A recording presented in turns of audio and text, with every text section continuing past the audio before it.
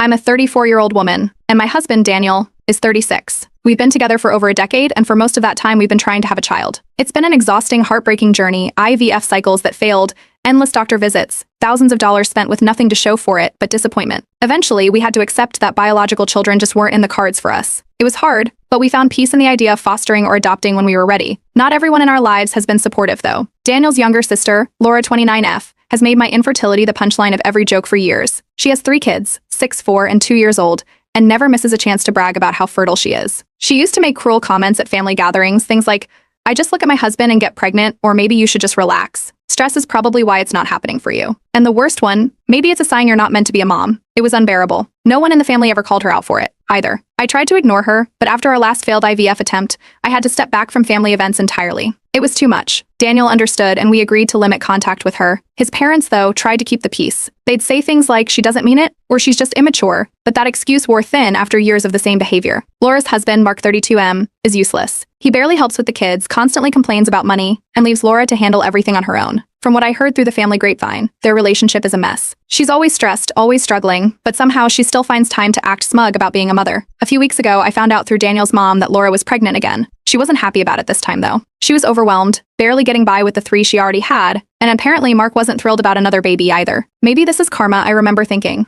Maybe she finally gets how hard it is. But I didn't dwell on it too much. It wasn't my problem. Then, completely out of the blue, Laura called me late one night. I hadn't spoken to her directly in months, and I almost didn't answer. When I did, her voice was shaky, like she'd been crying. She didn't even bother with small talk. "I want you to take the baby." At first, I didn't even process what she was saying. I asked her to repeat herself. "I want you to adopt the baby when it's born." I was stunned. This was the same woman who had mocked me relentlessly for not being able to have children. Now she was just handing one over? Something didn't add up. I stayed calm and asked why. Laura broke down. She said she couldn't do it again. She was exhausted, financially screwed, and completely alone in raising her kids. She said Mark wasn't helping and that she was at her breaking point. I didn't know what to say. A part of me felt bad for her, but I couldn't ignore the years of cruelty. And more than that, something about this felt off. Why me? She had never once offered us a chance to take in one of her kids before, even when she was struggling. And now, out of nowhere, she was just giving me her baby? I told her I'd have to talk to Daniel first and ended the call. But the whole thing left a bad taste in my mouth. I wasn't sure what to think. Was this genuine? Was she actually willing to do this? Or was there something else she wasn't telling me? When Daniel got home, I told him everything. He didn't look surprised. He sighed and said, "She's up to something." And honestly, I agreed. You said, the moment Daniel heard what Laura had said, he didn't hesitate. He pulled out his phone and called his mom. She answered almost immediately. After a bit of casual small talk, Daniel asked about Laura, specifically about her financial situation. There was a pause before his mom sighed. Laura had been struggling.